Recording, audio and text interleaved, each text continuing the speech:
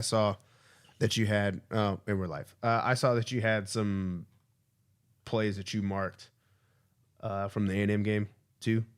Mm-hmm. That doesn't look like that made it into a playlist. Um, Uh, but that's okay. I can see them here. But I was asking you, did you happen to see the last play of overtime in this game? yeah, the tight window throw. That one. The one that he dropped to just lose the game? Oh no, no, no. No, I did not see that. I'm sorry. You talking about from A&M. Yeah. No. Did you add it? Uh, I can. I was just gonna kind of go through. I think we should also just kind of go through maybe some of what they look like in overtime, probably offensively and defensively. I mean, that's you got to start putting in your 2 point plays and defending. So maybe Oh, we can sounds just good. watch it. Happy Sounds happy good to uh, me. happy Thanksgiving, Happy cat. Thanksgiving. Yes, yes. Y'all getting a little bit of the pre-show here because we didn't get in and talk to each other a little bit earlier. So y'all just have to deal with two hosts talking about the show and tell you what you're gonna get because we got so much film, man. Yeah, I think that one film, the A&M game, I think there was like 90 something plays because of the overtime or whatever. I was like, good Yeah, I forgot God. they went in overtime. That's what I just scrolled through and I was like, wait, why are there 92? It's usually about 70. And Yeah. then I was like, oh right. And I didn't watch the game, so I went to the end. And I was like, I wonder how they lost. And then I saw this dude just smoke one in the end zone. Oh no, I didn't see it. Well, I don't know if you added it or you can get to it at some point in time because we got a lot of plays, Mm-hmm. and maybe too many because whatever. And after you start seeing big play after big play after big play, but just remind you of a rivalry game. And so we're going to be talking about this rivalry game today. Y'all bear with us. Just hang in. We got a lot to talk about as far as what a rivalry look like. What does it really look like when you're playing against an in-state rivalry like this? And is this truly the best in-state? I won't even say in-state because there are rivalries that are out of state. I'm kind of curious to see what JT's favorite one is today, and maybe what it was a few years ago. See if it's changed any since his youth, and which rivalry game he liked to watch. But either way, we've already done the look back on the loss to LSU. I mean, Yeah, Oklahoma. sorry, on Oklahoma. So we're gonna get right into this preview of the Iron Bowl. Let's get this party started right now.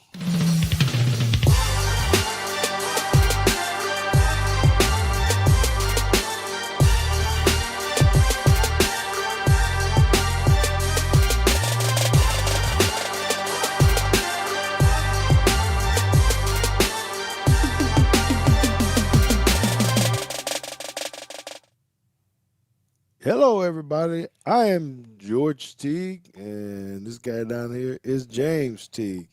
You can call me Mr. Glue. You can call him James, JT, the analytical one, all that, whatever it is, because he makes so much happen. I was having a good conversation with someone else about it. He and I kid about it all the time about how he's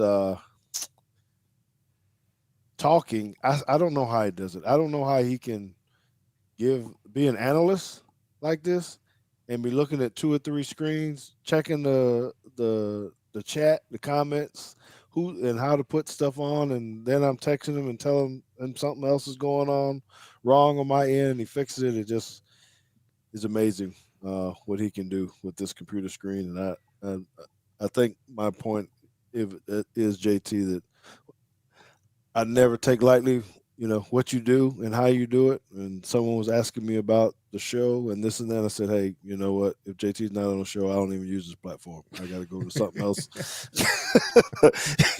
and do something else because there's no way that I can get it done. So I'm very grateful and thankful for what you do and how you do it. And I know that our viewers are too. So keep up the good work, my brother. All right. Okay, so we got a lot of stuff that we need to be talking about. when it comes to this game. But before we even start that, hit that subscribe button, hit that like button, right? Do all those things. Yeah. Okay. I see you, Justin in the Bama Standard. Make sure you hit the subscribe button on both channels. With so much support that we get from the Bama Standard, we do appreciate it very much for everything that um, you guys do, for all your listeners that listen in on Wednesday nights as well and give the support to the channel. Absolutely love it. The season's starting to wind down, but I don't know. I feel like we're gonna have more games than y'all expect because the chaos is in the making. I believe it's just gonna happen. JT and I were talking about, can we actually get in? What's it gonna look like? Where we're gonna be ranked? And boy, JT, there's some people a little bit nervous because we sitting at 13, which I happen to like that number for some reason. But you know, uh, do you think us sitting right there, is that giving us too much hope, or how many different scenarios do we actually need to have happen for us to actually get in? Just a Uh, couple. I think you need 2 losses from somebody else, probably. Um, 2 losses more close to the bottom. I think losses up top may not help you as much. Yeah, do we get bumped regardless You might. if A&M beats Texas? You get Texas jumped. not going to fall that far, right? They're going to jump us. Then you're going to need that loss doesn't necessarily help us, right? Right. Um, No, you probably need like need Boise State to lose. no. Boise State literally doesn't matter because if Boise State loses, another Group of 5 team gets in. Mm, okay. Um, You might need like a Clemson or well, they said uh, Clemson could lose, but then you might get bumped by Arizona State or somebody else from. Wait. well, No, that's Arizona State's wrong. already projected to Arizona's. be in because there'll be a conference winner. You need a non. You need like Well, that would take a spot in the 12, is what I'm saying, because yeah, they're not even ranked in the top 12. right. Ooh, that's kind of backfire, ain't it? You're gonna have these conference champions who are ranked lower, taking up some seeds from time to time. Mm. Okay, but who? What do we need? What are you saying we need? Got You probably need maybe a Clemson loss, an SMU. Um, Cal, Vandy. Does that help if they beat Tennessee? yeah, maybe. I don't know, man, because it's there's plenty of times where teams have thought they were going to get in and they just end up getting jumped because they didn't play in a conference game. You know,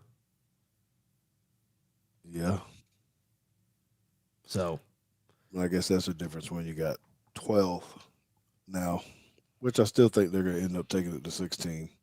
There's still gonna be some good teams to get left out with the disparity of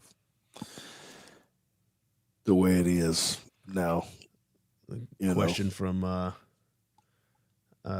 Justin: if Tennessee loses, are they out or in? Remember, they won the head-to-head over Alabama. I I don't know. I've stopped trying to guess. I have no idea because they'd have three losses. I didn't think that Alabama was going to be at 13. Honest, I when we were talking, I thought they were going to be in the 15 to 17 range. That's why it's just gonna be so much hate one way or the other. But I think it's just strength of schedule is what keep us up there. I believe you got 2 bad losses. I got it. I don't know if they still consider Vandy a bad loss. Maybe OU definitely, but I'm not sure about Tennessee loss. How they view that. So it doesn't matter, JT, because we still got to win this game this week. And Mm-hmm. watching this film, they're a little bit better than what I initially thought. Yeah, I was going to ask you what your first thoughts were Um, because that's what I thought too. I was like, well, I was kind of my honest first thought as I was like watching through some of the film was, how is this team not bowl eligible yet? Like, what are we doing? well, I don't know. They probably over there screaming too, fire their coach or whatever it is, because It seems like they got a lot of talent, and I'm gonna go ahead and say when y'all watching this film, bro, I don't know. It's just scary. It's scary to me a little bit. I know it's a Mm-hmm. rivalry game, and I know we're playing at home. These guys got some talent, man. They're pretty doggone good, as you just said. I don't know why they're struggling And or what I that thought their O is, line but was very good too. their O Very line good. is yeah. So the O line is a strength. They'll show you some speed. They got some gadget plays. I mean, they're just they seem to be pretty sound. And we actually had multiple games on these guys to watch. So they've been pretty consistent and just not getting the breaks. Right. Well, let's get into it, man. I do want to give the shout out to our sponsor first, Blackfriar Pub, the Bama home in Dallas, man. They get it on down there. We're so thankful for everything that they do to support the show. They help us continue to go and expand, not just on YouTube, but in other ways. They're very good with helping us market this show. Even so much that I need to say thank you to Mr. Paul Feinbaum for letting us talk about Teague's Take nationally today. That was a pretty big step for us, JT. I thought it was Mm-hmm. pretty good.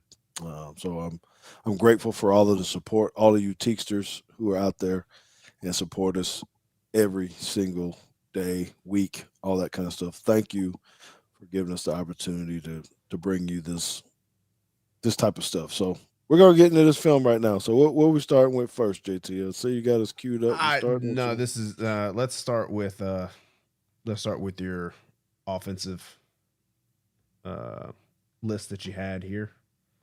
All right, and we can speed through as much as you want because we had a lot of plays. First thing I need for you guys to see, we're talking about speed, and we're earlier in the year we talked more about our corners and the lack um, of it. What's up, JB? Appreciate you for doing what you do too. Y'all need to tune in to his show um, and the Bama Standard. There's a lot of you guys in here that have a lot of podcasts, so thank you for coming into it. We appreciate you guys. All right, very first play, JT. That I just want to see is just y'all look at this guy at the top. It's an easy route, but I just want to see what we're up against because he found that little head drop right there. Did you see that? Yeah. That That doesn't like it's supposed to be the finish line, but that was like the extra gear. He's like, I'm out of here, bro. I mean, that's not even a double route, or that's just put the head down. And yeah, and then run past the deep safety. I mean, you better have your wheels on. Now, earlier in the year, we were getting beat on some deep throws. Their corner's not even close to him. Now he's flat-footed. I hate the technique and all that kind of stuff, but you could tell he slowed down and just kind of jogged into it. So they throw a lot of deep balls. So when you're watching this and you're watching the game, they were taking a lot of shots. JT, a lot of shots. Offensive line give good pocket. My comments are that they did good blocking up front. JT was talking about the offensive line and securing the pocket. They're pretty good here, but this is just another one where if you play too far off, you got a little double edged sword, right? If you get up and press, they can run past you. If you play off and you miss a slant, um, it could be issues there too. So uh, anyway, you just got to make sure that you're playing sound with these guys and technique. And this quarterback, I don't. He runs the ball, but not quite as much as No, but he's faster than you think he is. yes. I think I got a couple runs in here. Nothing really, really major. But what's up, Tanya? How you doing? Yes, sir. Glad y'all are here. Did you Okay. know that Bob Rutherford is our highest commenter by far? Like Oh, it's not even really? close. Well, Bob, we appreciate it. Maybe is there any way he can get some kind of private chat, some kind of way? Maybe we can send him some kind of thank you gift. I wouldn't mind doing that somehow. Or maybe he could hit me up on Twitter. If you're on Twitter, uh, DM me. uh, at Teague football. I'll make sure we get you a nice little gift. All right. Yep. It is there. Okay. All right. That's all on that. O line is good. They do create a lot of explosive plays. So, um, know what's going on here. Rivalry games.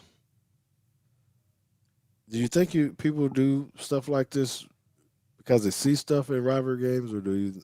I know that I just want you to see this play, but so they shift over, then they hand it, then they hand it. Now you got to reverse. And here we go with this track speed again. How many trick plays we get? Oh, all of them. All because there are no, this is a game for Auburn that if you lose, like there's literally no more games. Like it's not even well, we just go to some terrible bowl and we end up in the Pop-Tart Bowl. Like, no, you don't go to a bowl. This is it. So you get every stop. Literally win or go home. Now, how hard does that make it on a team? I'm going to say defense because all your gadgets typically come from offense, where you're not doing stupid defenses, but you can have all kind of fun on offense. So, how do you start to think about the what ifs? Well, if they do this and if they do that, what's your mindset as a defensive coordinator when people basically backs are against the wall and they can do whatever the hell they want to do? It's tough, right? Because I think that offensive coordinators should run their gadgets early. They should not. When you say early, you mean in the season or in the game? In the game, I think you should. Like this is the second quarter. But even then, I'd say, hey, this is early enough. I would say I would even do them earlier because that forces the defense to start thinking about it. Back you up. Slow right? Down. Like, even if it's a bad play, it's like, look, we're going to do it. We're going to put in a double reverse. We're going to throw a flea flicker. We're going to do whatever it is.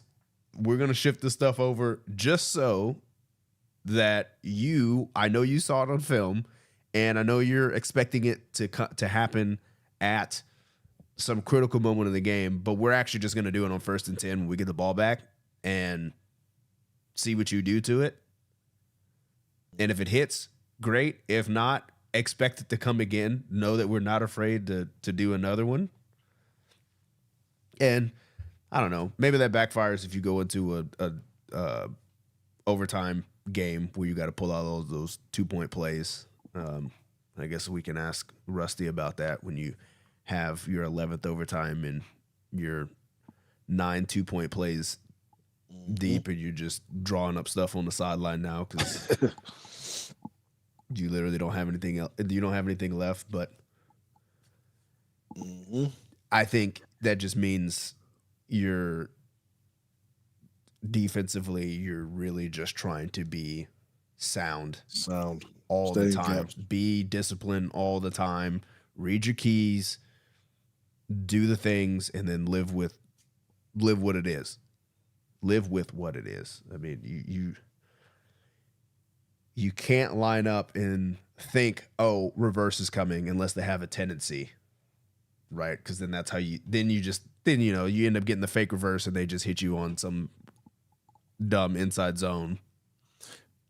Which way I want to do this or say this because someone was asking me about, like, how come we can't stop the shovel pass because people keep running it. I don't know that that's necessarily something that you just go into the game saying we're gonna stop. It's something you have to key and understand that that's what they run because it's so. I mean, it's an end man on the line of scrimmage just kind of running behind the line. Mm-hmm. So I think we can get kind of carried away with, well, they keep hitting us with that. There's certain runs, certain tendencies that you have, but it made me think of the Chiefs, because it seems like they run it all the time to Kelsey, mm-hmm. and can't nobody stop it for whatever reason. You know he's going to run it at some point in time, but it's not what you're really trying to key and stop. All right. Again, we talk about the line here. JT, another thing that I noticed that they like to do is they like to put five out. Um, if we can't revert back to how we were a year or two ago and not cover the backside of the backfield. Um, Playing cover two against this team was kind of dangerous that I saw too. They do a good job of finding the holes, but as you see a little bit later, if you play a lot of cover two and you only have 4 or 5 in the box, they're a pretty good running team too, and they'll take Yeah, to that. that when I was watching the A&M game on the film, that's what I was more worried about. And then I saw your cut up, and I was like, oh, they're also just throwing the ball over the top of all these defenses. Yeah, so they're going to take what you give them, I guess. All right, so just another look at the line. They're pretty solid up there. He's got a clean pocket, guys. I mean, he looked all the way from left all the way back to the right. It's probably his third read. Um, Pretty accurate thrower. Uh, I hate his socks, man. I don't know, just some of these little footies people be wearing. Quarterback, man. I don't know. I don't like that look. Look like soccer players. Well, a lot of them are. Okay, so I put this in here because you know what team ran this formation on us? Vanderbilt. Vanderbilt.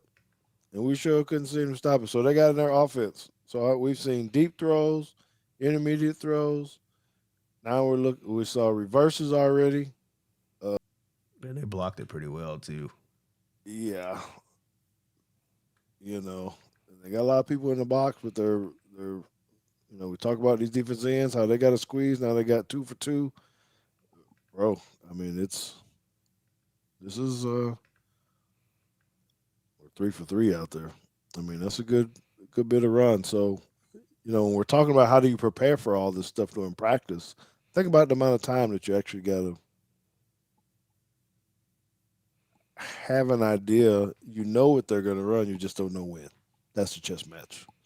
What it's going to look like, and you try to get some kind of substitution to see, okay, what happens when 23, 27, 84 are lined up and what do you get, Yeah. Well, and you have to match personnel too, right? And I think this is one of the things that Coach Stretch kind of reminded me about, because the teams that we've been playing in high school don't have enough kids to actually like make these substitutions where you got these packages coming in and out. The 11 that you got are the 11 that's going to be on the field unless somebody gets hurt or tired or something, right? So you have your defensive game plan. You're going in saying, okay, this is the personnel we're going to have to 11, and this is what we're going to have to 10 or 21 in this case. And if some of these guys, like Vanderbilt, back here, where they actually had these two guys, this is a running back, I think, and that's a tight end. Vanderbilt actually had 2 wide receivers here, right? Mm-hmm. So you're in 10 personnel, and then you put what looks like 3 backs in the backfield, but they're actually 2 receivers, and they keep you from subbing. Yep. And then that becomes a problem, because now they can get into this full house look, or they can go empty, or just your typical 2x2, 3x1 look, and you have to keep your same guys out there, because as soon as you put in extra linebackers to deal with this, they may line up like this, and then they just shift, and now you got 2 outside linebackers that got to cover 2 slot receivers, and that's not what you want either.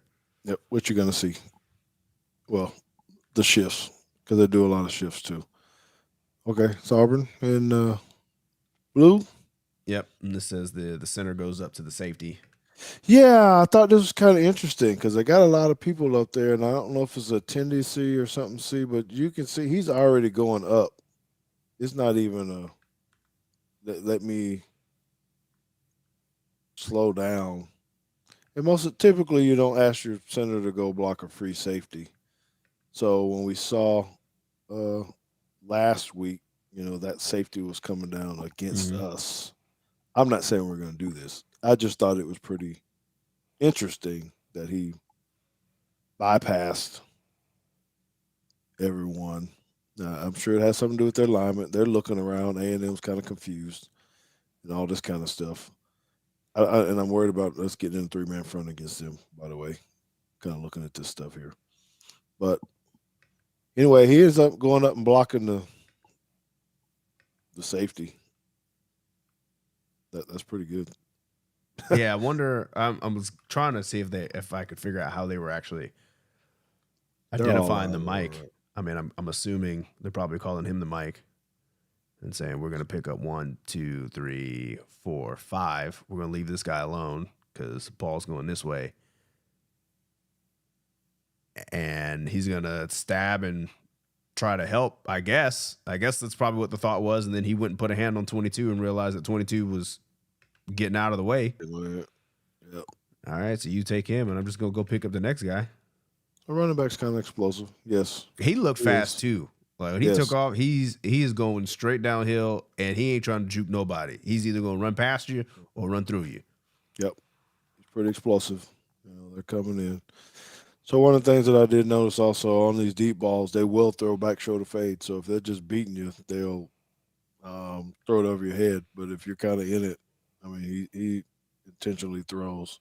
Sometimes it looks like underthrows, but if you watch the film enough, you'll see a lot of the times he was throwing intentional back shoulder fades, particularly when they get down near the end zone.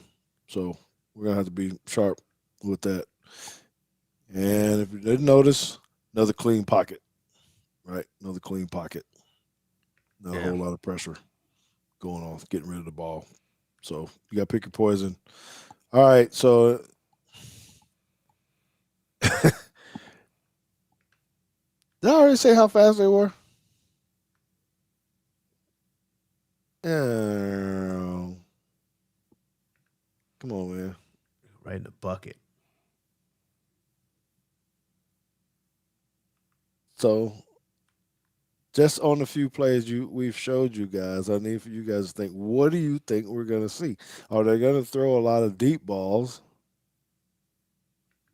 Or I don't.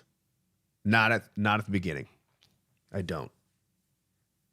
I think they're gonna try to mash you. I think yeah, they're definitely gonna come out and be physical. I think they're gonna try to turn this into a dogfight. The people already talking a lot of trash. I don't know which freshman that was on Twitter doing all that stuff, saying that Ryan Williams sucked, and he's never gonna lose to Bama and all this kind of stuff. So I hope our guys are dialed in. You know, um, getting ready to play at home, but they better have their thinking caps on um, as well, because these guys can take some shots and run the ball. So I don't know. I'm saying that for us to, make sure we know that whatever happens here, it is a pretty good football team. Do I Yeah. think we can beat them? Um. So in this case, it's just looking like, and because your first thought is, well, how do you take away the deep ball? Is you get pressure, but I mean, he's getting the ball out in 2.5 seconds, 3 seconds, and I that's a mean, we go back. 40-yard pass. Yeah. And I don't know what this coverage is down here. I guess they're playing cover two down here. The corner does a terrible job of slowing down this wide receiver, but Yeah, well, he didn't even touch him. It not must even. be. It It's must not be cover three, two because that's it. I know, and that's said it. The other guy's wide open. or is it? I'm not sure. Is it I don't invert know. too? It's an invert. I don't know. I know we're not worried about what they're running, but they're hitting them deep. Another pretty good pocket. That's what I'm saying. Okay, so they like a lot of shifts like this. This is one of their favorite. They give you condensed formations and then they move you out. And so Far, now, far yeah, out. Both of these dudes are outside the numbers. Both of these dudes are on top of the numbers. and the ball is on the opposite hash, they're going, I mean, they're going to try to figure out. So, I mean, this just becomes a numbers game, right? They probably have 2 calls here. I'd say 2 calls as in like they've got some kind of concept they're going to run. They got some kind of concept they're going to run, and it's going to be probably some kind of RPO in here because you have a light box now. You're going to have 5 on 5, and you're going to try to look and see what's he going to do. Is he going to help these guys? Or are we going to get one-on-ones over here? Are we going to get one-on-ones over here? And you kind of just pick pre-snap. What do you want to do here? Yep. So they're thinking light box. It's the same thing we could do, or that we would do. Now it is not successful, but that's the right call by them. You got 5 in the box. You got 6 blockers now with the running back.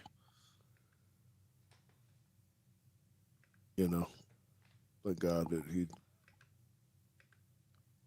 he's not the same runner that Jalen Milroe is. Okay. I don't know if we call this trick play or not, but it's the same type of stuff. He's kind of play action, like he's ain't gonna go. Yeah, the corner. So you gotta have eye discipline, right? Man, they're running the ball on you, going inside. I mean, that's good Lord. Same dudes on the outside. Just got to be smart, right? So we always got to be keyed in, like JT said. You can see number 8 from the back end. Just again, we talk about the room. So typically, when they're cut short, you think they might be running across the field, but he has so much room to the outside. If you jump in there, and how do you fix this as a DB? What I'd be telling him is there is no reason. Even if it was a run, let's say they do hand the ball off right here. There is no reason that you should be in here anyway. That's his job. Yep. You should be on this shoulder in case it bounces outside, right? You've got cutback, boot, reverse, all that good stuff out here. Yeah. And if you do that and you sit outside on his shoulder, when he cuts back to run his route, he runs into you. And the route is over because you are standing right here and he runs into you. But you got greedy. You wanted to get in here and do somebody else's job. They had it stopped. And now look at you. Anyway, they had it stopped too because their lineman ran a twist in there and they could have. Yep. I mean, he would have smashed it. Both guys are on the running back, so. But. You better be ready for it. All right, we talked about the 5 in the box again, but this is, do you play too high? So a lot of times you play too high so you can double some of those fast guys out there, or at least try to slow them down. But now you got 5 in here and skate 8 out the gate. I don't know. Thank God he made that tackle because this is the one that I saw, and I was like, man, you missed this. So, yeah, you like to show 3 over 2. If JT probably could explain that a little bit, 3 over 2, I mean, you got the 2 DBs. you got these 3 responsible for those 2. And ideally, you want these 3 responsible for those 2. And then you got to play 5 on 5 in here and win a 1-on-1 battle. And you want to, I mean, that is the whiteboard simplification. But you really want both of these guys to be able to diagnose, run pass, and help you because you have to know who your box players are. And when you start moving either your nickel or outside linebacker, I don't know what personnel they have out here. Hell, this could be dime for all I know. I don't know who these guys are for A&M. These 2 in particular have to know whether they are in the fit or out of the fit. And if you're going to be this wide, outside the opposite hash and outside the numbers, you're out of the fit. You are not a run defender. And for your novice, when he's saying fit, does that mean are you in the running? Right. You Are know, you which gap do you responsible have? for the ball being run and making a tackle? Yes or no? And the way I like to do this is give each position group a checklist of what their responsibilities are. It's a 3-step list. These guys and the linebackers, their first concern is run, their second concern is run, their third concern is pass. Once you get out of the box like this, your first concern is pass, your second concern is pass, and then you're concerned about the run. These guys are philosophical differences. You'll hear something different from all kinds of coaches. If you ask Pat Narduzzi, he'd probably agree with me that the way we run our defense, we as in at John Paul, and how Pitt runs their defense with their safeties, is their first responsibility is run. Their second responsibility is run. And then they're concerned about the pass. So they want to scooch out, be slow, and read their 2 keys to help figure out run pass. And if you can get safeties that do that very well, you can get this and have guys triggering. Now they got to take better angles. Right. Yeah, he got moved out of Fisher all the way because he missed him. It's a good tackle though. He's getting ready to go to the house. And by the way, you can ask the referee to move over some. Most people don't know that. Yeah, and a lot of times you don't even have to ask. You can just tell him, "Hey, move." Yes. And if he doesn't want to move, when he gets hit in the back, he'll know to move. Him. Don't run around him. He'll move next time. Yep. Okay. All right. Like I said, 5 in the box. Oh, you're talking about truck sticks. Dude, he didn't get touched till he's... Yeah, his first contact, let's see, he's, we'll say that's the 42. His first contact is at the 27. Was that 15 yards? See, now I don't be petty on this, too, because he's this running back dropping his head. I mean, I get it. He got to protect himself, too, but I don't know, man. That bothers me so much because you run in there high.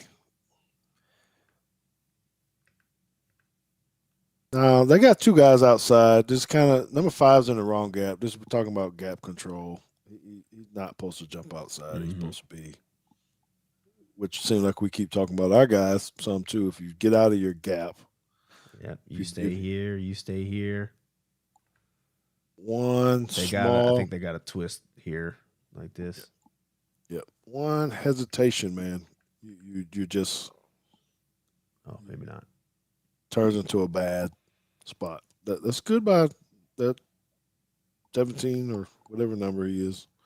Yeah, because they both take this. They both take this slant step, right? So I guess they do have something more like this, because both of their first steps are this way. But 17 does a good job of taking his first step, seeing flow, and then redirecting. Right. 5 does not. He didn't have to work on that. Yep, got to work on that a lot. Anyway, downhill. And then what you call? Hold on, I'm gonna see if I can stop it at the right time. What do you call these? Huh? Guilty hands. Oh yeah. Yeah, that's right. What? Yeah, it's you. Where? Yeah, no. Who's got this gap? You do, brother. That's right. So anyway, I thought you were getting ready to talk about this truck stick that he dropped his head about hurt this guy. Okay. So now we're just talking about flat out moves. Typically what they do once they run past you, they start running curls and hitches and get them guessing. So he hits him with a stutter and go. But I think I was just as evenly impressed about the quarterback, which, by the way, the quarterback likes to step up and right a lot of times. This is not it. I'm just giving you some pointers so when you guys are watching it, But he kind of throws this on a little roll. He he flings that thing down the field pretty good. Then you get, you know, Moss. So you get the double move, sit down, go. He's Oh, real big. It's a good thing he just didn't have time to throw it, because he would have. I mean, he's oh yeah, burned. this stop and go. I mean, that's like that's almost 3 yards of separation. Yeah, guy's off the screen. I mean, he's gone. So, um, Didn't have to wait for it. young corner's got to be ready to go. There's the hands up down here. Anyhow, so on the left side of it, we've already showed just one, but on the left side of Texas A&M down here, they're Did it again. still they're right back in the same spot, and they're, you know, I remember people up in the box saying, "Hey, they keep losing this gap control. They run a zone, Yeah, but they got and a new guy in there too. yeah, so that's easy pickings. I mean, it's a 10 yard, well, maybe not 10. Sorry, 7, 8, 9. Almost his goal line with it. Okay, so they give you a lot of eye candy too. Motion going across, backs. Quarterback keep the ball. This is stuff where we're talking about eye discipline. We got to be really, really disciplined. We're talking about Womack and defense and how do you stop all this stuff. These players got to understand. They got to read their keys, whatever it is. Are you reading the back? Who's responsible for 14 when he goes across, and who has a quarterback if he keeps it? Let alone what if he just drops back because he still could just throw the ball. So there are a lot of things you got to process um, as a player when you get things happening like this. Yep. And the thing that you kind of have to remember when you're watching this, because I know there's somebody we're gonna get hit with this play, and it might go for a little bit of a gain, and somebody is going to be screaming at our linebackers, saying, "Oh, how come our linebackers aren't running?" Well, they have to. They got to respect what's going on in here. They're box players. This looks like inside zone. They better defend inside zone. Yep. And if they don't, that's going to be a problem. And your safety, your nickel, and your corners out here need to handle the QB run. Nice work by them. Just good coaching point. I got an empty box. You do have an empty box. I don't know what I was trying to say. I had to watch the play. Is it pass? It's a pass, so I probably need to go back to this angle here. Okay, shifts. So I think it's what it's. So they. Yeah, probably. This is a 25-second clip. So It's killing me. They will do quick shifts or quick motions. Everybody, meaning it'll look like they're going to be snapping the ball, and then they make you show, stop, and then Look to the sideline. change the call. Yes. So you have to move because if you don't, they could easily snap it. So they're very, very good at this part of making you declare what you're going to do. And then he actually goes back right where he was. Yep. And this is fourth down. At. You guys cannot see the down marker down here. Sorry, but I can. Mm-hmm. But this is fourth and like 2. Yeah. And here we go. Now they had a lot of people up there. Now we were talking about this before. Well, this ain't the actual play. It's a little bit later, but running straight up the middle of the field instead of bouncing all the time. Mm-hmm. We got some of that. It just get what you can get because they got a lot of guys up there. And again, if you gotta be smart, man. We gotta be smart.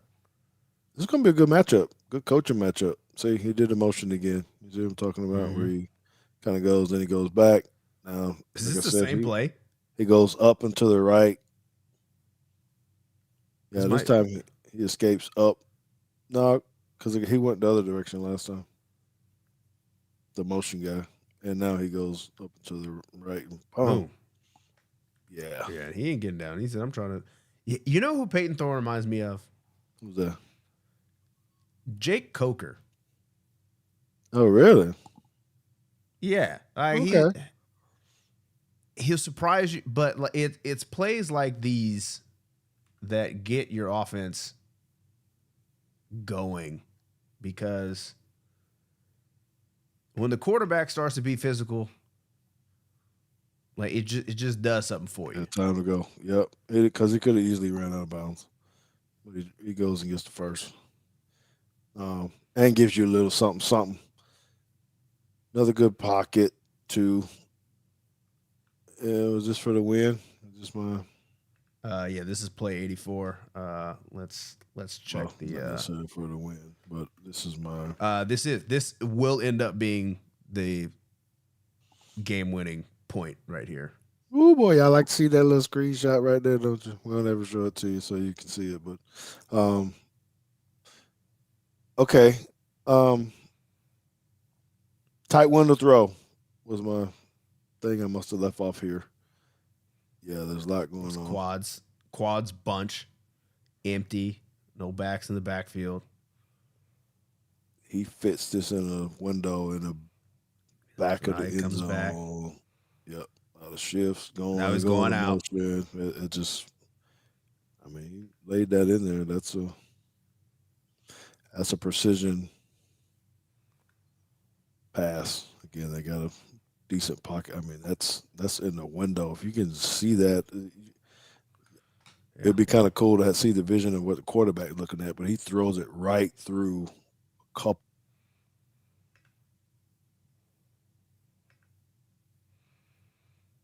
Right, you got to get over this guy.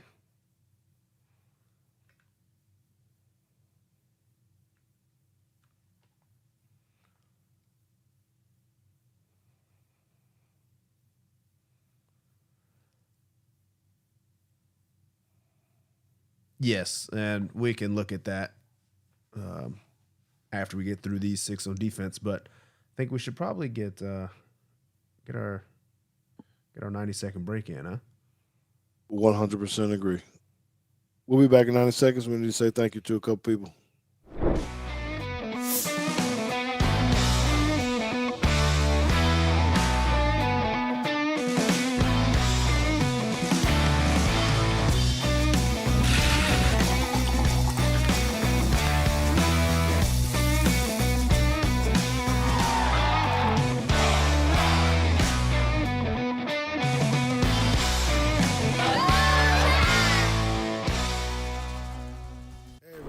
George Teague here, formerly of the Alabama Crimson Tide and the Dallas Cowboys. So let me ask you a question. Are you an athlete or a coach looking to boost your online visibility? Well, you've got to check out On3. Their personalized web pages amplify the total you on and off the field.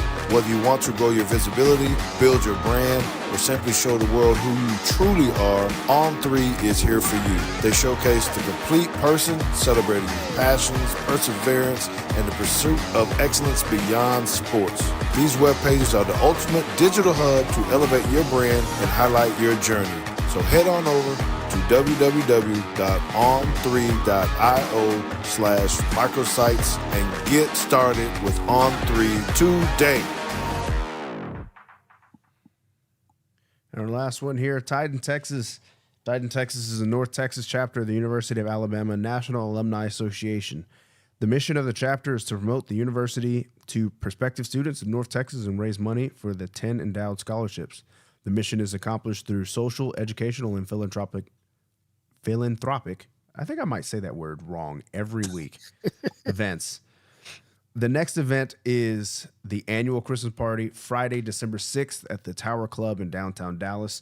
Purchase your tickets at tideandtexas.com and enjoy an open bar, appetizers, music, and breathtaking views of downtown Dallas from the 48th floor of Thanksgiving Tower.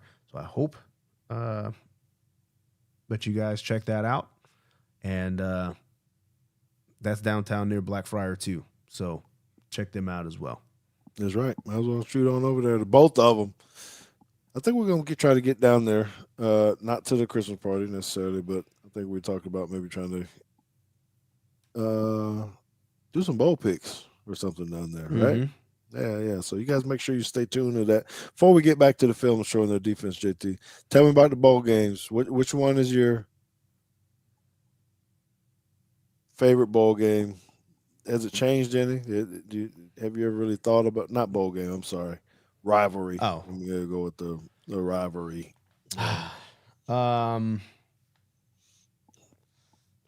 I mean, I'm in the probably that age group that kind of sees LSU more as the bigger rivalry. So I don't know if that's my favorite. I don't know that I have a favorite rivalry, but that's the one. Which one do you think is the most intense? Then us go with that. If you say, "Hey, man, that's rivalry right there." Well, I live here, so to me, it's Alabama LSU. Okay. Or are we talking about rivalries just in general? I'm going to say in general, because you make a good point here. Because if you lived in Alabama, you probably would be saying Alabama Auburn. Right. I mean, I don't run into people that are Auburn fans here.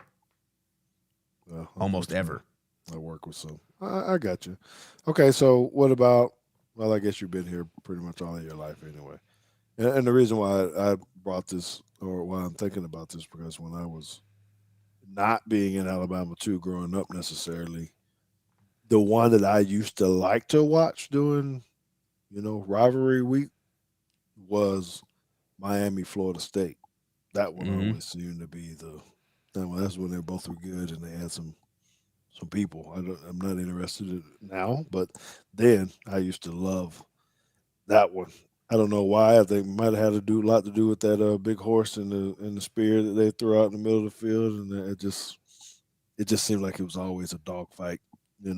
Well, I'll give you one. The one that to me is like pure rivalry. This is what college football is the Egg Bowl, Mississippi State.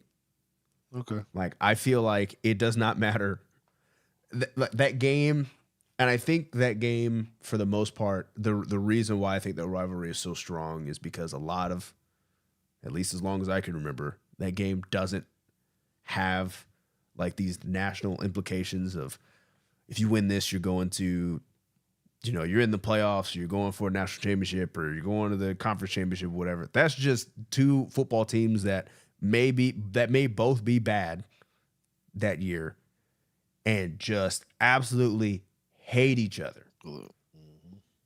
Right? And you're losing, you end up losing games for because you get an unsportsmanlike conduct penalty at the end of the game and you give up 15 yards. Like to me, that is rivalry at its finest.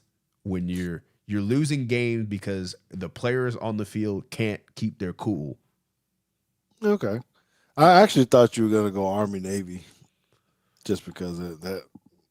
I mean, it is historic and probably one of the longest running rivalries ever. I think the thing that I do like about Army Navy is because I know how both of these schools like recruit and how you can get in, right? Navy doesn't have as much red tape to get into that service academy. Army does.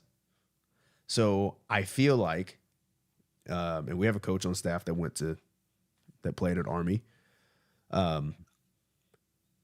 You kind of get the sense that the Army folks are, well, you went to Navy because you couldn't get into Army. Right. And Navy's like kind of taking pride in being the rejects of like, you guys didn't want me, so I'm gonna show you. We're all of us gonna band together. We're gonna beat you anyway. You should have took us. Yeah, but the whole thing about it is Navy don't want them Army dudes anyway. Army, you a little bit loosey goosey. There's something wrong with you, man. If you want to get in the tank and you know be out there in the front line, it's different, man. It's different. Now I love all our servicemen and servicemen and women. That is for sure. But I just think their mindsets are different. It's like being a kicker coach and being a defensive line coach. It's just a whole totally different mindset of actually going to West Point or Air Force. I guess everybody try to call Air Force soft, but because they're in planes and they're flying by you real fast, or whatever. But I ain't trying to be in the Navy, boss. One, I'm too big. I can't get in that little bunk that they got on them ships because you got to be pretty small typically to be in that thing. And from us being on cruise ship, I ain't trying to be on the water that long anyway. 3-4 days. I'm golden. You talk about staying out there for months? Nah, bro. Yeah, well, I don't like being on boats anyway. Not even seas. I don't need to be out in the ocean. Well, okay. Well, let's get back to it. Let's talk a little bit of defense. Show you what these guys have. So, some of this film that you guys have already seen a little bit, but they can be exploited. So, I think this is going to be a battle of the offensive coordinators or play callers. They're still pretty good, but you're going to have some. There are times where they have to give up some running lanes. I'm really intrigued about this one.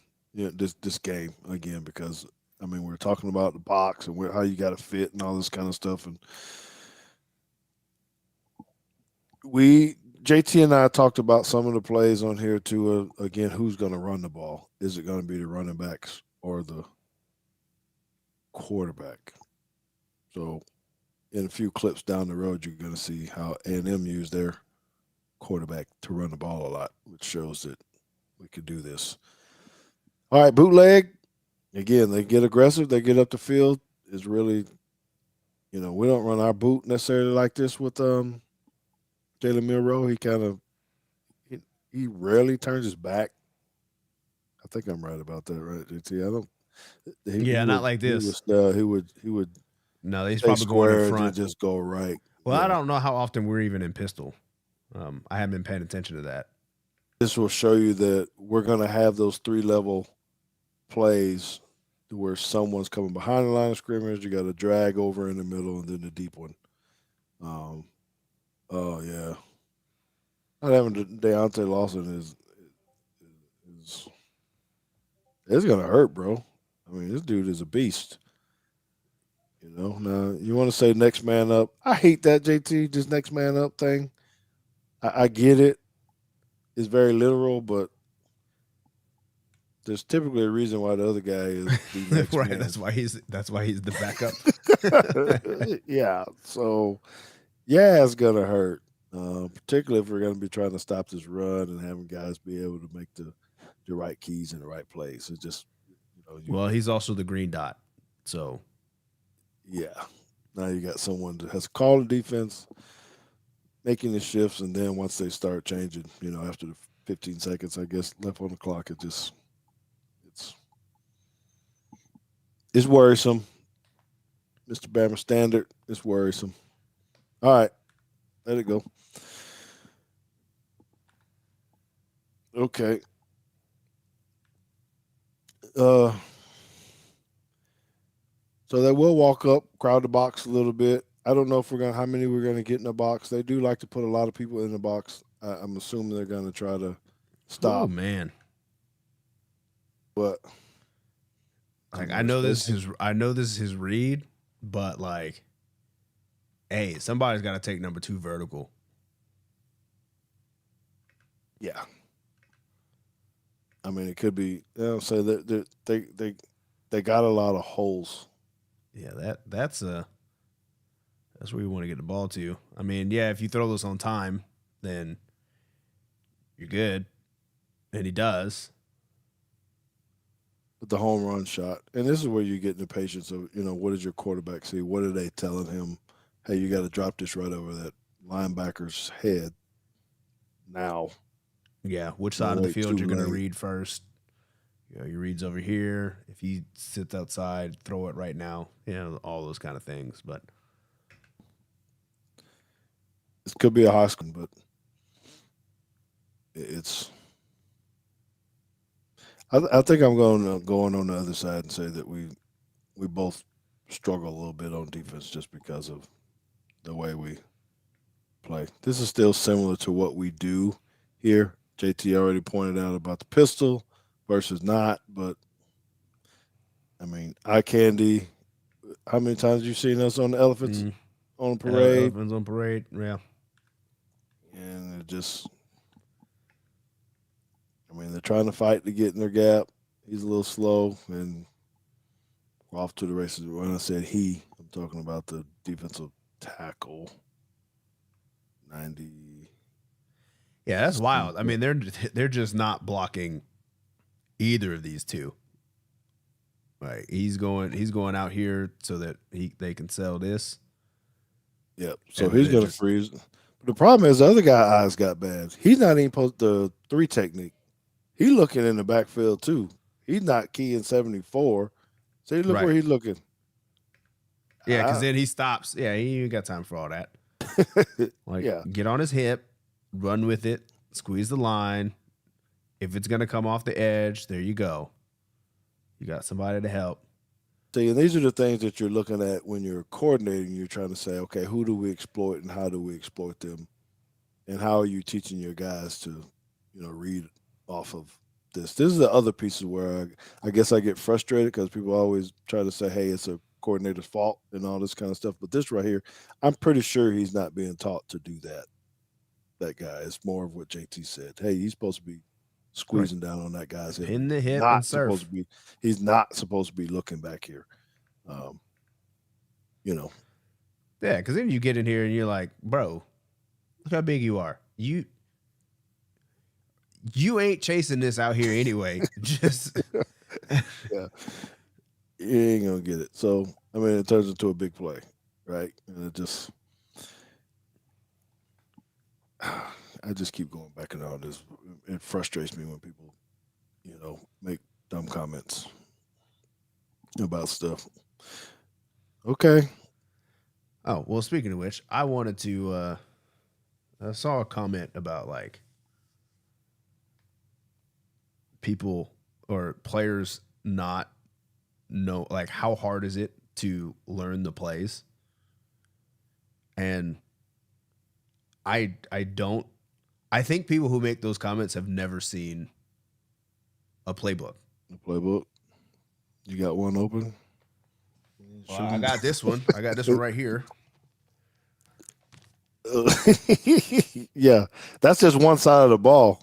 Right. Yeah. This is just offense. My playbook in college was 357 pages. And at no point did I know everything. Is it a Sean Payton playbook? No. It is not a Sean Payton playbook. I actually have the 2023 Alabama offensive playbook as well. Well, actually, it's not the playbook. It's the fall install. It's fall install number 1. We ain't gonna ask you how you got it, but whatever. The internet's a very vast place. That install was 355 pages. Yes, and that's because you got something for every. You said offensive playbook, right? Yeah. Yeah. So oftentimes, and we're going into that, is that there are adjustments that are made during the play, right? Mm-hmm. What you did in college, I believe. If the safety goes this way, you convert your route. If somebody else does something else, you convert your route another way. There's another one. This is a defensive playbook. Just the defense. Yep, just the defense. That's a pretty big one. I know you got two. One of them's in a big old binder. Yeah, the big, large 3-ring, 5 Yeah, ring binders or mine whatever they mine was are. in one of those two, and we ran a run and shoot offense. So like every route had an option on it. And you got to draw up your run plays against all the fronts, right? Not just you got to draw it up against a 3-3 and a 3-4 and a 4-3 and a 4-2 and a 4-1 and a 3-1 and a 3-3 inside. I don't think that anybody that hasn't actually had one of these and had to study it really understands how much information is in there that you have to retain and how little time you have to retain it. Because it's not like, And you get new looks every week. yeah, you get stuff that breaks the rules, right? It's like, yeah, you want to say, yeah, this is what we're going to do this is how we're going to block inside zone versus a 4-2. And then it's like, yeah, that's great. You see a 4-2 on the whiteboard and we can all draw lines. But then what happens when you get a twist or a stunt or a backer blitz or the safety's coming or the defensive tackle's dropping out? Mm-hmm. Like, okay, so you practice those different scenarios for that particular defense that week. And it might all be brand new. And then the next week, none of that matters. I appreciate you saying that because I think that's why we as players often get very frustrated with others who say the guy's stupid, the guy's dumb, he's an idiot. I could see that the linebacker blitz. Well, you don't even know what the call was supposed to be or what you're supposed to be doing, like you're saying, and I think it bothers me more because everything he just said, we talk about this now. Think if you're the quarterback, and these people are trying to hurt you, and you got all kind of looks. Now you got to look at the secondary as well. Yeah, because you have to know what your protection is, right? Yeah, the center is going to walk up and probably identify Mike, but then you've got to look at the shell and coverage and know your down and distance and all that kind of stuff, and maybe you need to change it. Slide the protection, whatever, all while you still need to read the coverage behind. Safety's moving, corner's dropping out. By the way, you're tired and it's 25 seconds ticking down and someone's in your ear talking to you. Yeah, like these ain't free throws. You're not just tired standing at the line and you're going through routine. We're just gonna need to collect yourself and try to hit two. Yeah, and you just got blasted the play before, and your ribs are still hurting. So, yeah, I take it personal. I really do appreciate you bringing that up because I think that's why I'm going to speak for me. I know that's why I get so frustrated when fans, are make the game too simple. That was my run out on Monday. Don't make it so doggone simple because it's not, as he just said. Show them that doggone book again. Yeah, maybe we need to do that at the beginning of the show every week. Is pull up this book that's about 4 pounds, right, and look at all of these tabs and things. So right here, actually, since they're all put in. This, I'm gonna get down to date. This portion right here, this thickness that's in my hand, this is put in 7 days. You have 1 week to know this. Yeah, and if you don't know it, they cut you. You're gonna get cut. Get out. And you wonder why the other guys on the not playing. It is not that we'll use college for that instance, is that it might not necessarily mean that the guy's not a tremendous player athletically or one of your best, playmakers. Just if you can't retain the information, and as we keep showing you now, you're looking at one thing and then they shift. Oh, and then you have to go to class. Motion, yes. And man, it is so much, and you're wondering how things happen, and that's why we're probably a little bit more lenient. So going, dang, you know, that's just a heck of a play design, you know, um, and it's loud. That's why we ask you guys to be super loud because then you can't hear the checks, you Mm-hmm. can't hear the safeties going. Because if you're a defensive lineman, you don't know what the heck's going on out there. You know, if you can't hear the linebacker or the safety can't get the call to the linebacker, everything breaks down. And then that's when we typically start screaming at the defensive coordinator. you Yeah, know, I mean, we saw it in the Georgia game, right? How loud it was, it's, and Carson Beck tried to check to a screen, and nobody heard him, and you end up throwing an interception. that's really, Like, Mhm. well, it happens. All right. We're off our soapbox down the field. You got Yeah, to get this the went ball for to Ryan 78. Williams. Huh? I said this went for 78 yards. Yeah. You gotta have your playmakers make some plays, break some tackles. You know, we gotta have some good runs. We gotta have some good throws. Um, this is gonna come down who wins maybe the turnover battle, but definitely who has big plays because those are momentum changers. And you need something you can't. We always say, would you say Jonathan Scott 4 plus 4 equals first First down, down. but nothing wrong with getting 20, 25, or Yeah, 78. this is probably my least favorite play that we've reviewed all year from a scout team, just because I wonder if anybody's been doing the math here while they're on the -20, right? That's where the line of scrimmage is. This play went for 78 yards. That means he didn't score.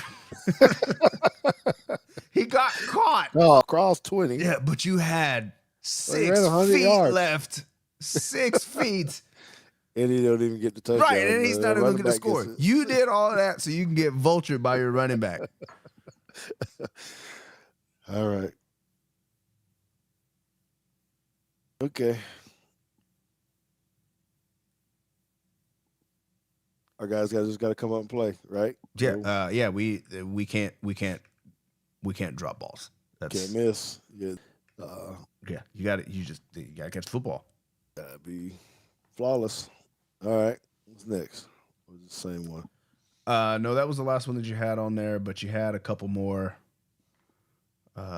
from the A&M game. Okay. It's just still just showing vulnerability, right? So they got different fronts too. So now you see they got the 3-man front. A lot of this. Look at this play design, JT. It's You buck got the sweep, I left guard guess. pulling and the right tackle. That's it's unique. One of the things we're going to see about that is JT did a great job on Monday. If you didn't watch the review of the OU game, we're talking about where running backs are supposed to go or quarterbacks when they're following pullers. It is to the inside of the Yeah, second. we got a comment on that one too, saying you learn in Pee Wee that you're just supposed to go wherever the guy can block him. It's like, well, this isn't Pee Wee football anymore. You don't just get to go. Like, there is a design to this, and you have to trust that your guys are going to do the things that has been called, and when they don't, that makes for bad plays. Yep, we need that kind of center play too. That was pretty good by them to move that nose out of there. Okay, Oh, I can't see it on the yep, screen my here. bad. Let me let's get our cameras out of the way. We'll remove it if we gotta.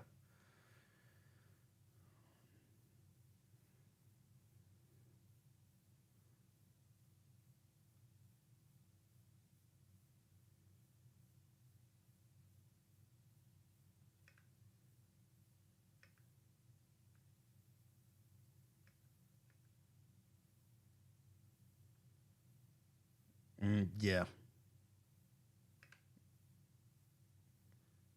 Yeah, you always still counting the box, trying to figure out is it a draw or whatnot. You know, It gets picked up. It's pretty good. hmm timing of the throw, right?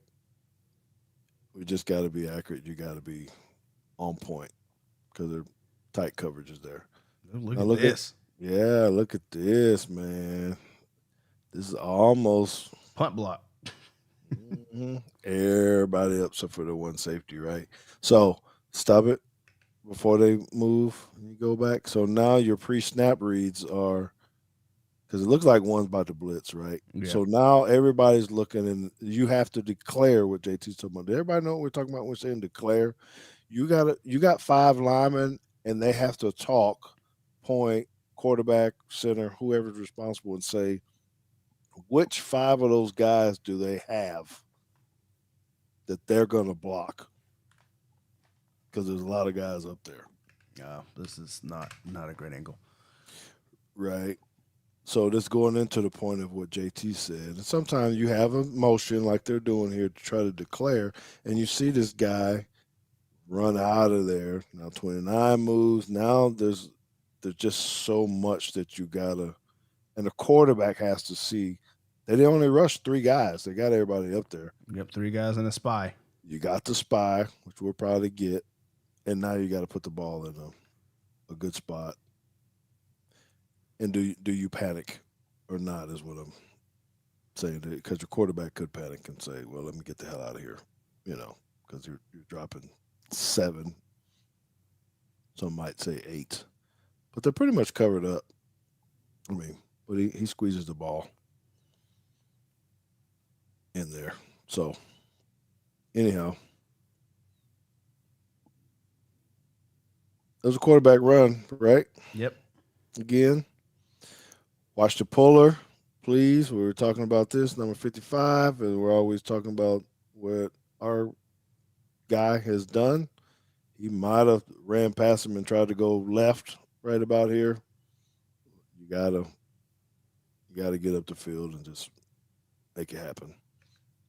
So who runs the ball for us, JT? They're gonna run the running backs, they're gonna do this. This again, another one where you got a plan, but it could change. Or you gotta adjust on the fly, not necessarily at halftime, but you gotta adjust um, depending on what you see. Don't make it so simple. All right, you're in overtime here. Yeah, this is kind of Oh, just jumping in. no. They had a penalty here, so it's 1st and 20. They immediately get 10 back. Easy hitch. Soft coverage. 15 back. So you're going to get 2nd and 6. Right, now they're pressed up a little bit. They're looking, they're checking. Got a lot in the box. Still trying to run the ball. Right here, and this is the D line kind of holding up, not letting that line of scrimmage get moved. Right, the ball is on the 21, I think. 99 does a pretty good job of causing problems. Mm-hmm. Getting in there, causing a wall. Nowhere to go. Yep. Okay, so now it's 3rd and 6. The lineman got to be good. Ed Adams asks, "Is the platform you use for film Huddle?" No, it is not. It is not. Huddle is terribly expensive. It's what we use at school. It is. GP2, because everybody pretty much uses it across the country. So this isn't. This is Shoot, if you're gonna play something that option, we're sponsored to have as well. Yeah, I don't know. This is perfect defensively. Yeah. So again, what do you do? How do you check it? You probably, I don't know. Again, it's 3rd and something, so you don't 3rd and 6. want to throw the bubble down here. People might be asking that, and somebody's probably saying, "Why the hell would they run this play?" So You know, I'm not exactly sure what happens here. Um, oh, I think we're in 2-point plays now. yeah, you get This one is play. another overtime. Yeah. Just learn the overtime rules. Ooh, gotta sit. Should throw the other guy. Yep. In the back of the end zone back here with Yes. jumping up and down. He already made up his mind. Yep. So that was no good. And then this one is to try to keep the game going. And you get the shift, right? Look at that. There's their gadget. Everybody's starting to do this crap.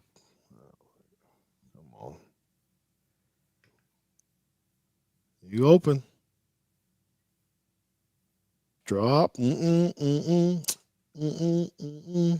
drop the football.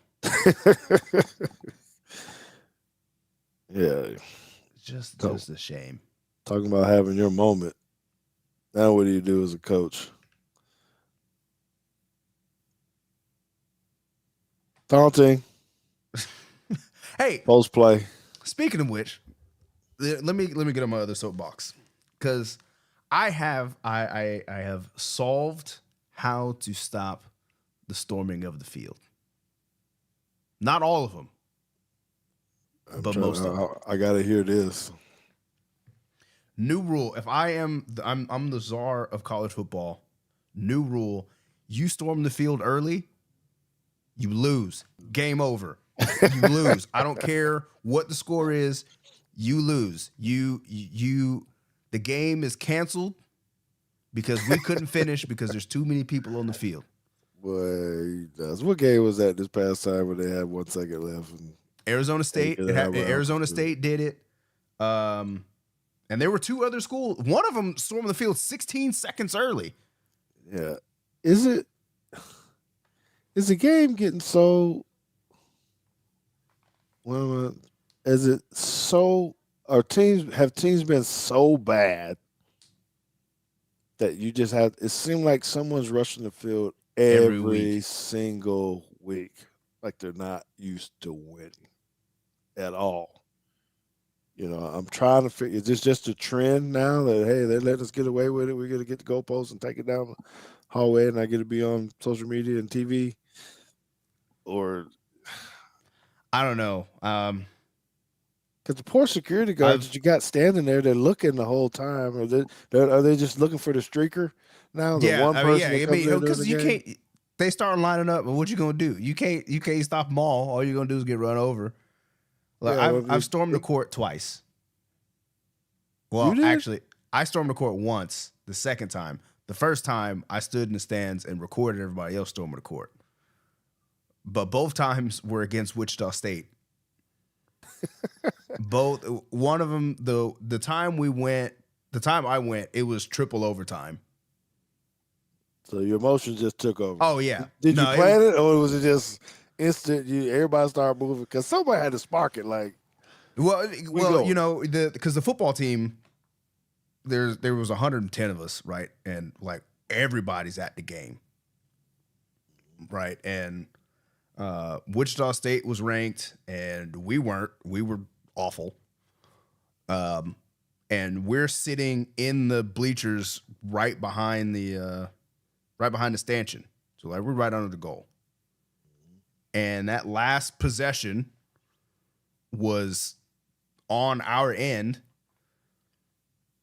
And I don't even remember how the game ended. I just know that everybody was like, it wasn't a thing where everybody was like lining up like, oh, we're about to win. Ready. It was a buzzer beater, either went in or we blocked the shot or whatever it was, and the game was over. I actually lost my phone because I ran out and it fell out of my pocket and everybody was on the court. Somebody had to go find it for me. But that was a spur of the moment. All the students are on the court.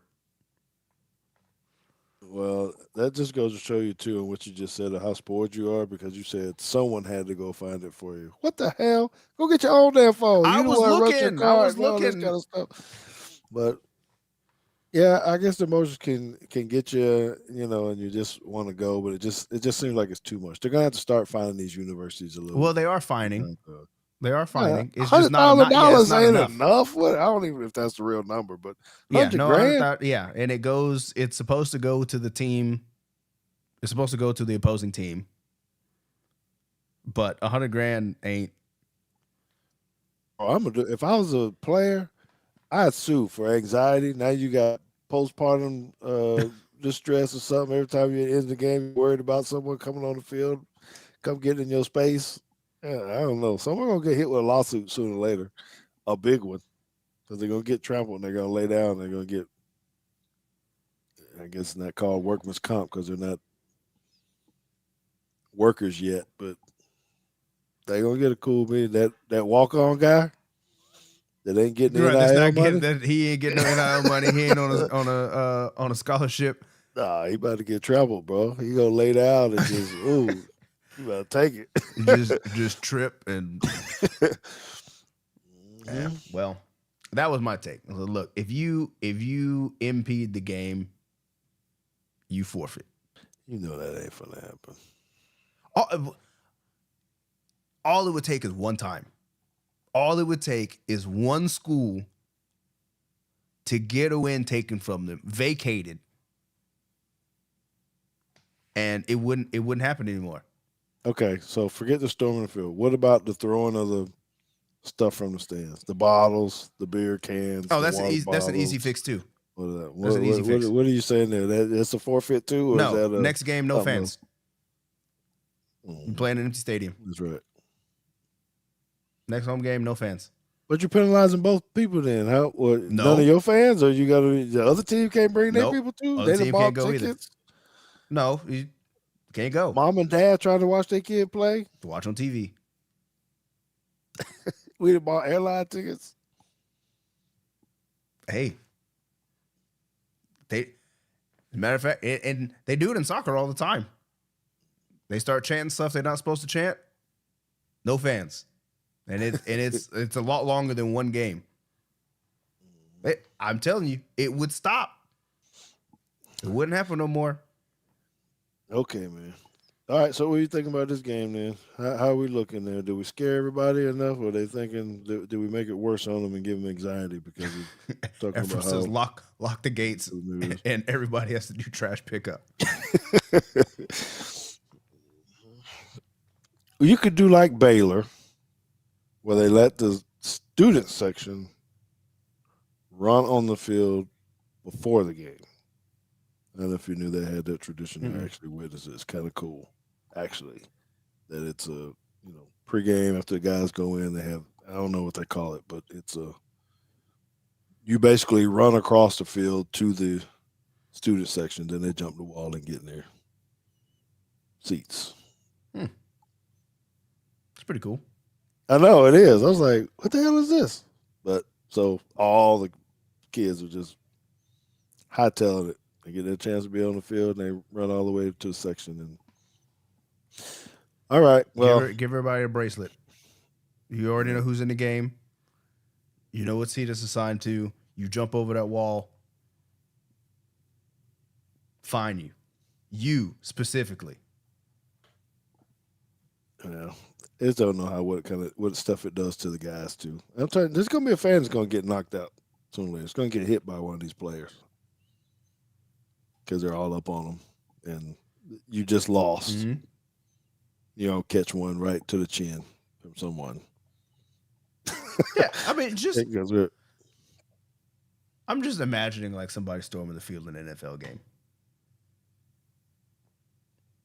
that wouldn't be good. That would not be good.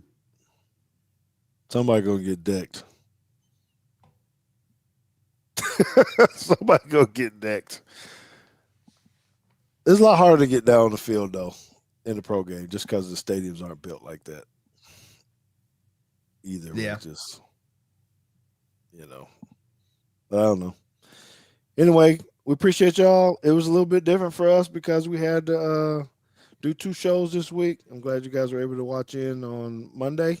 coming in live. That was my bad for not having it up and early because I forgot to tell JT we were going live. We normally record it and then put it out. So if you want to watch that, go back to it. Thank you guys for tuning in to this one. We're going to go ahead and get this dub this week. Check out how they put together their chess pieces during this game. All right. Y'all remember we're going to be back again. Doesn't matter what happens. We're going to be back next Wednesday as well to talk about somebody for the SEC championship. I'm George Teague. He's James Teague. And we out.